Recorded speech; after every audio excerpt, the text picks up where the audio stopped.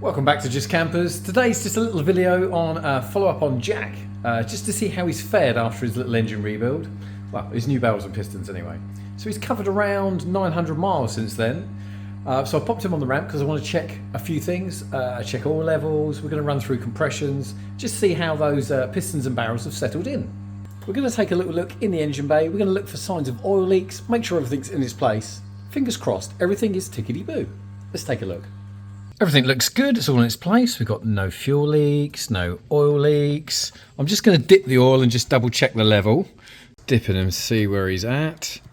We haven't added any oil over it sort of 900 miles. We have been keeping an eye on him, making sure he's on, obviously got enough in there, but let's have a look, see what we've got. Yeah, so we're about halfway between the two, or just under that, but that's what I would expect from a brand new set of pistons and barrels. It'll take a little while to settle in, so we probably would have had a little bit of oil bypass out of the breather and probably a little bit down through the exhaust being burnt off. So I think it's time we put Jack up in the air and have a little look underneath. So take a quick glance underneath. All looks pretty good, reasonably dry. Again, what I'd expect. I can see a little bit of residue of oil out of the breather and a little bit of evidence of it being blown across onto the exhaust. Again, this is pretty normal for the barrels and pistons when they're settling in.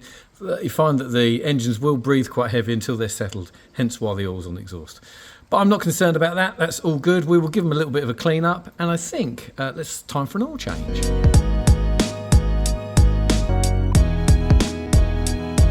That's our oil draining. Next I need to do the oil filter, let's not forget that.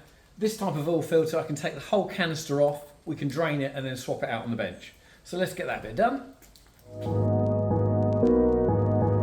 So this is our oil filter draining. We're going to replace this. This is the filter part of the canister. And then just going to give this a bit of a clean out, but we're looking good. Just a bit of oil residue in there and pop a new filter in it. That's our filter assembly back together. Nice new cartridge inside. So we're ready to pop that back on. I'll pop some oil in, Jack, and then I'm going to go through the compressions and see what they look like.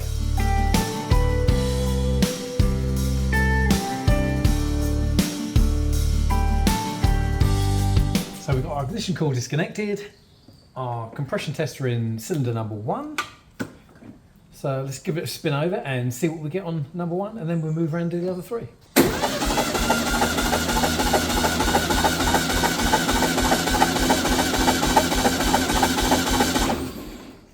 Moment of truth, what we got? 127 psi on cold. Pretty darn good. Let's check the rest. We've got really good compressions across all 4 cylinders, so I'm really pleased with that. 127 psi.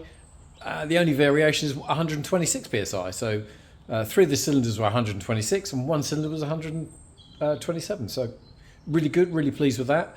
Obviously fresh oil in there now, so over the course of the next 1,000 miles we're just going to monitor the oil consumption.